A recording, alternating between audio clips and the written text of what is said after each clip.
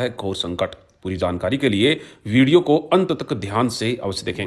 नमस्कार, स्वागत है आप सभी का एक बार फिर से। दोस्तों, श्रावण के महीने में अगर सुहागिन महिलाएं हरे रंग की चूड़ियां यहां पर बांध देती हैं तो उन पर माता गौरी और भगवान शिव की विशेष कृपा होती है और उनके जीवन में दुख दरिद्रता का नाश होता है। दोस्तों, सावन का महीना हिंदू धर्म में सबसे अधिक पवित्र माना जाता है क्योंकि सावन का महीना भगवान शिव को अत्यंत प्रिय है।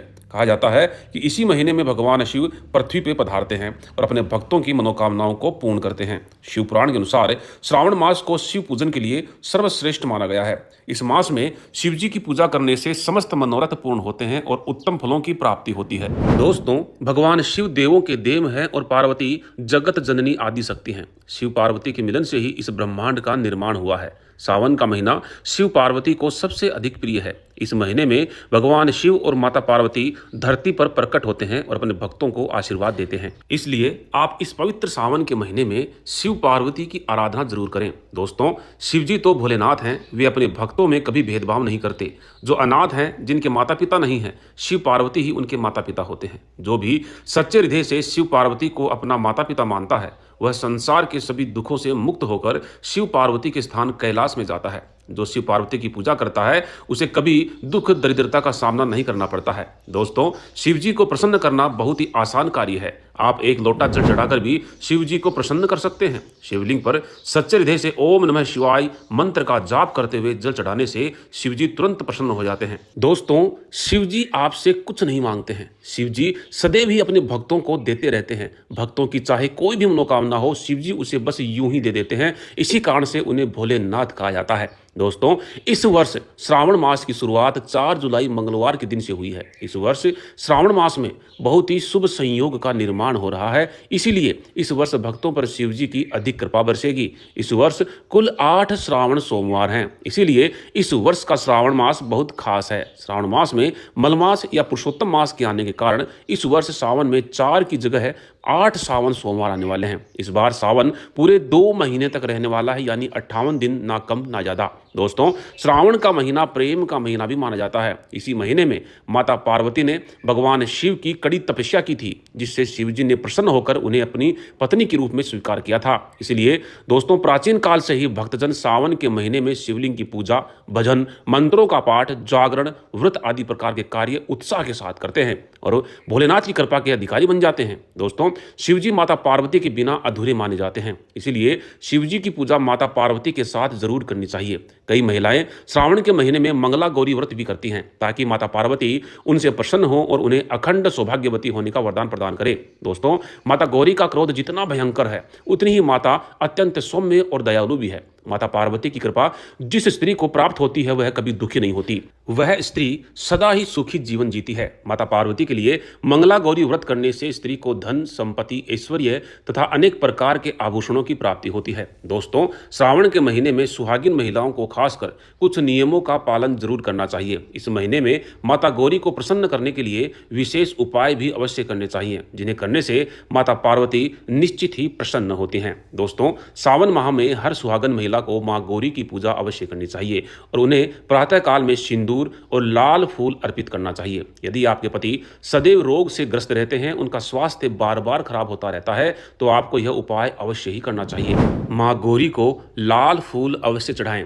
यदि गुड़हल का फूल आपको प्रतिदिन प्राप्त होता हो तो सबसे उत्तम माना जाता है, अथवा आप कोई भी लाल फूल चढ़ा सकते हैं। लाल फूल के साथ अगर आप माता को सिंदूर भी अर्पित करते हैं तो उस सिंदूर में से थोड़ा सा सिंदूर अपने माथे पर भी जरूर लगाएं। इससे पति की आयु लंबी होती है और वह स्त्री सदा सुहागिन रहती है। दोस्तों, सावन माह में चारों तरफ हरियाली ही हरियाली नजर आती है। भगवान शिव जब माता पार्वती को धरती लोक पर लेने आए थे तो मां ने हरियाली का श्रृंगार करके विवाह किया था। यदि आप सावन माह में हरे रंग का श्रृंगार करती हैं तो यह आपके और आपके पति के प्रेम संबंधों को और अधिक मजबूत बनाता है।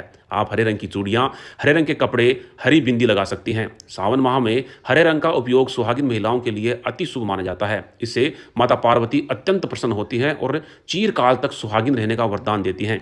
लेकिन सावन माह में आपको काले कपड़े कभी नहीं पहनने चाहिए। सावन का महीना प्रेम का, हरियाली का, तपस्या का और सुहाग का माना जाता है। इस महीने में आपको हरे, पीले और लाल रंग वाले कपड़े पहनने चाहिए। काले कपड़े नकारात्मक शक्तियों को आकर्षित करने वाले होते हैं और आपके मन को भी उदास कर देते हैं।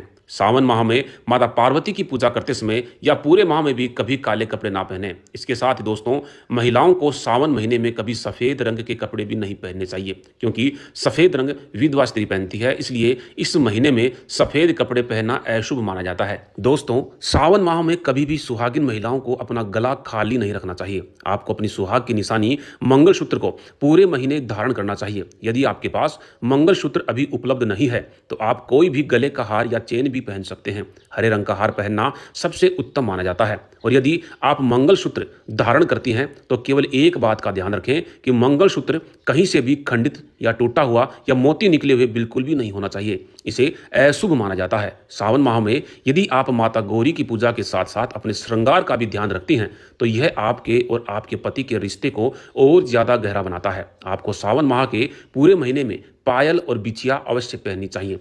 यदि आप इस समय अपने हाथों में मेहंदी रचाती हैं तो माँ गौरी बेहद प्रसन्न होती हैं और आपको सौभाग्यवती रहने का आशीर्वाद अवश्य देती हैं। सावन माह में माता गौरी की पूजा और आराधना का महत्व तो है ही, और इसके साथ साथ आप यदि एक कार्य भी करती हैं तो यकीन मानिए आपके पति की तरक्की और खुशहाली को कोई नहीं रोक सकता, क्योंकि पत्नी के श्रृंगार से ही पति की उन्नति होती है। अगर पत्नी 16 श्रृंगार करके पति के साथ माता पार्वती और शिव जी की पूजा करती है तो उसे ऐश्वर्यशालिनी होने का वरदान प्राप्त होता है। दोस्तों, यदि पति पत्नी के बीच काफी समय से मतभेद चल रहे हो, उनका गृहस्थ जीवन दुख और कष्टों से भरा हुआ हो, तो आप सावन के महीने में शिव पार्वती की पूजा बेल के वृक्ष के नीचे जरूर करें और बेल के वृक्ष पर हरे रंग की चूड़ियां जरूर बांध दें।